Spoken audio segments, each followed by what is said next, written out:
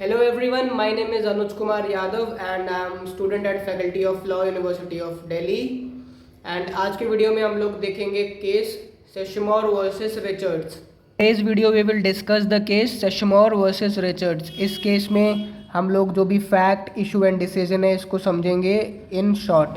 तो इस केस में जो प्लेंटिव होता है he was a land owner and वो मिल का ओनर होता है एंड वो अपनी मिल को चलाने के लिए स्ट्रीम के वाटर का यूज़ करता है।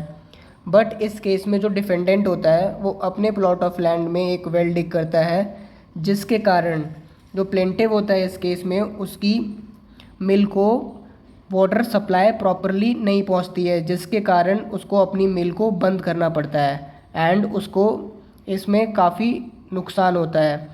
तो इस केस का इशू ये है कि इसमें जो प्लेंटिव होता है वो सूट फाइल करता है against the defendant for the recovery of damages caused. जो भी उसको मॉनेटरी लॉस हुआ है प्लेंटिव को, डिफेंडेंट उसकी भरपाई करेगा, ऐसा प्लेंटिव उस सूट में मेंशन करता है। बट इस केस का डिसीजन ये है कि जो डिफेंडेंट होता है उसका एक्शन कोई भी प्लेंटिव के लीगल राइट को वायलेट नहीं करता है।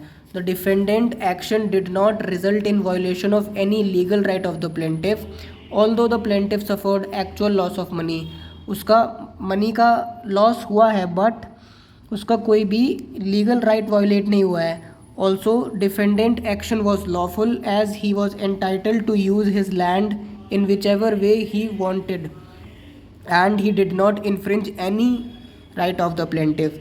तो डिफेंडेंट का एक्शन था वो लॉफुल था एंड उसके पास ये राइट है कि वो अपनी जो लैंड है उसको अपने तरीके से यूज़ कर सकता है एंड इससे उसने प्लेंटिव के कोई भी लीगल राइट को वायलेट नहीं किया।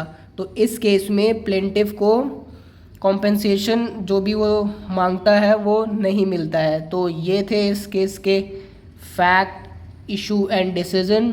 आई होप ये आपको शॉर्ट में समझ आया होगा एंड थैंक यू।